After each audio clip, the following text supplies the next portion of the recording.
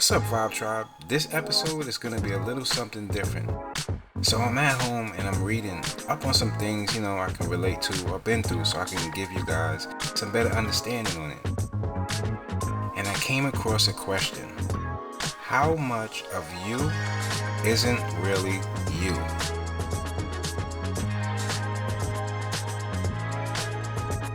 So here it is, the episode on a personal perspective. To what extent did our parents shape us? See, struggling with adult identity issues often makes us question how much of us compromises practice obedience to parental priorities. Linking our regrets with childhood indoctrination can make us feel angry, as if we've been tricked into leading false lives. Anxiety can be inherited. To what extent do parents' hopes, dreams, and fears? If we sense that our true selves are cocooned deep inside us, it's never too late to start hard work of finding them. See, when some of us were very young, our parents decided who we should be. This was their power as adults, as our adults, in whom we had no option but to trust. We so depended on our parents that at first we simply did as they said, not yet knowing how subjective those instructions were.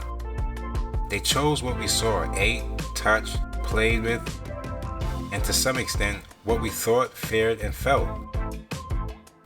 They chose our nicknames. This is only natural. They had to teach us things, but some parents taught too hard, too weirdly, or not enough.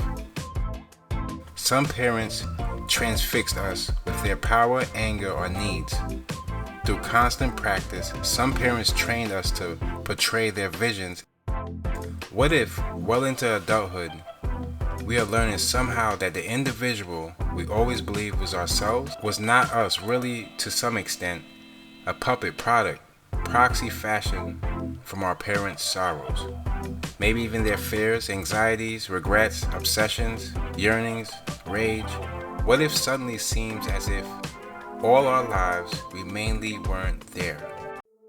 Now, what I want to bring to you and talk to you guys about is the importance of personal perspective.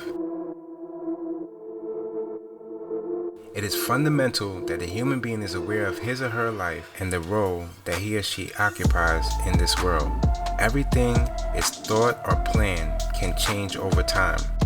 Personal growth is transformed. If the personal perspective is negative, the world will be seen in a negative way.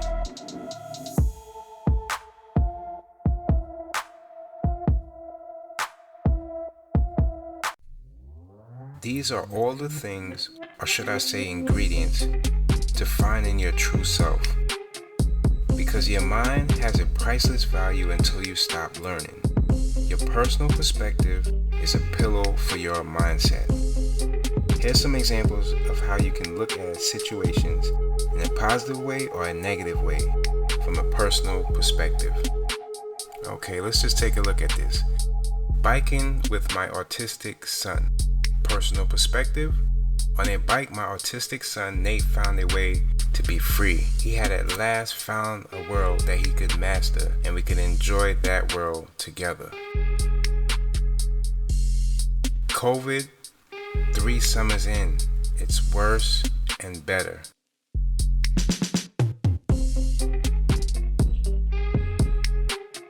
Personal perspective.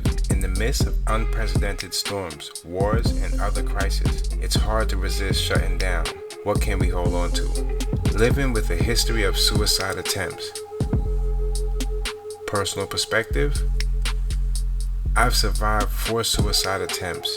In the moment, I was disappointed I didn't succeed, but today I have a different perspective.